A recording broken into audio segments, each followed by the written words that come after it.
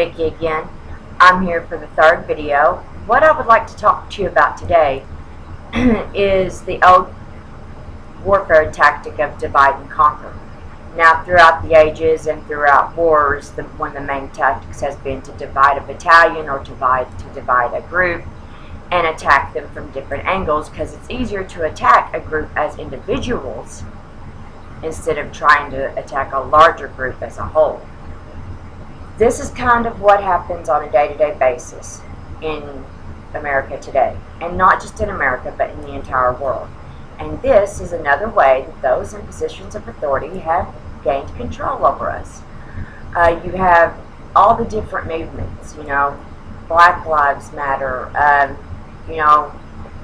somebody got killed by somebody else unfairly, somebody was unfairly convicted. You've got all of the different organizations that work for their own purposes as an individual group.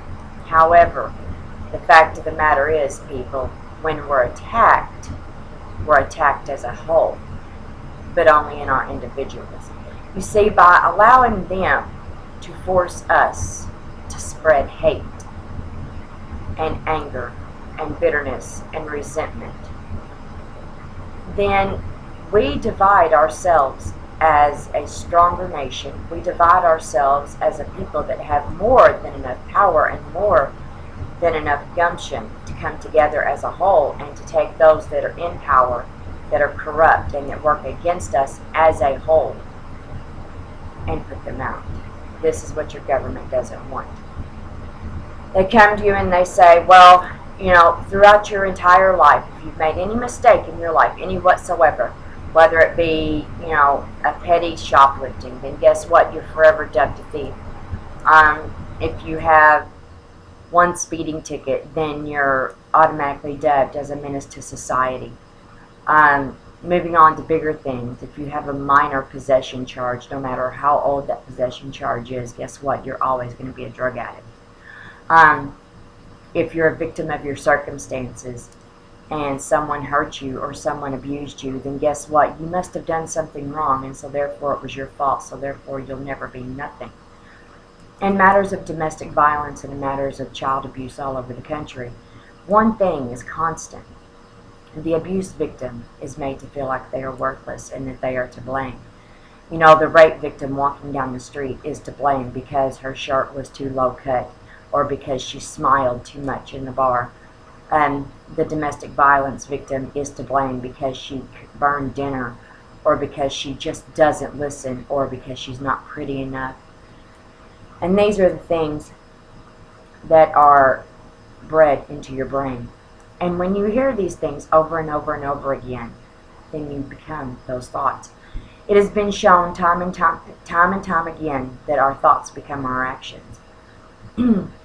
Now the thing is, instead of looking at your neighbor and going, oh, they're black, or oh, they're Hispanic, or oh, that's just some white girl, or some white boy, or hey, he's just a kid and he's not wearing designer clothes, instead of labeling all those people, oh, he's just an addict, he'll never be anything.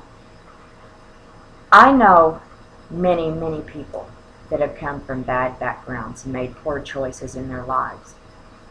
And through decisions that they made to change their lives, they are some of the best people I know today.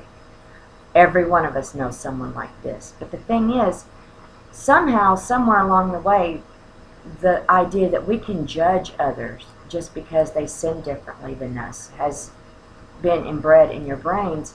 Something like, oh, well, he did drugs. Well, okay, have you ever had a glass of wine? Did you ever go through a period where maybe you drank a bottle of wine every weekend? Guess what? If you did, you're technically considered an alcoholic. Have you never thought about tweaking your taxes just a little? Maybe undervaluing your home just a little, just to gain an advantage. Did you not ever sit next to your spouse or a significant other and see another man or a woman walk by and have a fleeting thought of lust in your mind? Did you ever look at your neighbor and say, hey, I want what they have? It's not fair that they have that and I don't. Or did you not ever wake up and say, I want more money, give me more money? These are all sins. there is no sin that is any less or any worse than the others. Sin is sin.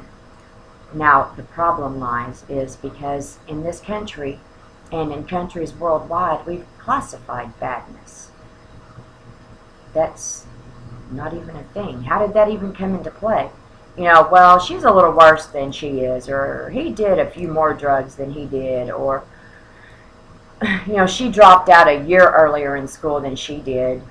Yeah, she graduated high school and she's got a degree, and she drinks every weekend, but she's a better person because she wears business suits and drives a nice car.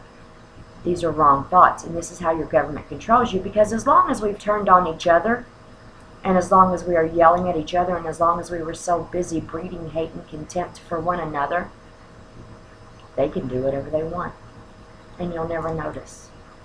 And if you do notice, they're going to put it under some BS label like, oh, well, do you remember when that kid shot up your neighborhood? Well, that's why we've banned your right to bear arms. Do you remember when that person in the next country delivered drugs into the country? Well, that's why the war on drugs is so harsh. And yes, you know, drug use is a big problem in this country, but really criminalizing the use of drugs and the manufacturing of drugs does nothing but breed organizations that breed nothing but criminals.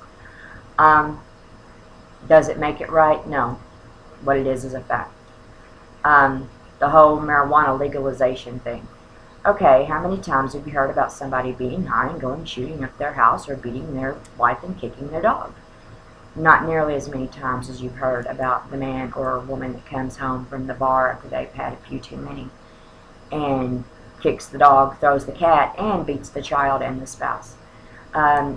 These are things that don't, you know, these are things that don't matter, but they've got you so focused on that. They've got you so focused on the fact that Donald Trump is going to see the Mexican president that you don't realize that little by little they're taking your rights, and little by little are they setting up a grid, and they're going to start labeling you harder. They're going to start making your life harder. The cost of living is going to go up. Taxes are going to go up. Unemployment rates are going to increase, and guess what? In the end, that's how they weed you out. Because they've bred it into your mind so long that, hey, you're just a high school graduate, you'll never make anything of yourself.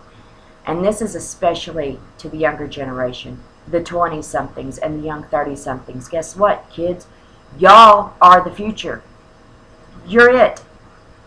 Y'all are the ones that grew up with the technology. Hell, most of you invented the technology. Yes, people got on to you because you were going from couch to couch to couch, or you were living out of a backpack, or you didn't go take a regular job because you were too busy sitting on your computer deciding to design a video game. Guess what? That's what's running the world today, people. So these young people that have these aspirations, even though they don't meet your norms, and that's not just young people, that's anyone. Just because someone does not meet what you feel that they should meet in their lives does not make them any less of a person, does not make them any worse of a person. Because I'm going to tell you, people, it takes a single voice to start a revolution. And through great disaster has always come great triumph. And that's in any society, any nation, throughout all of time, in all of history, and all the planet.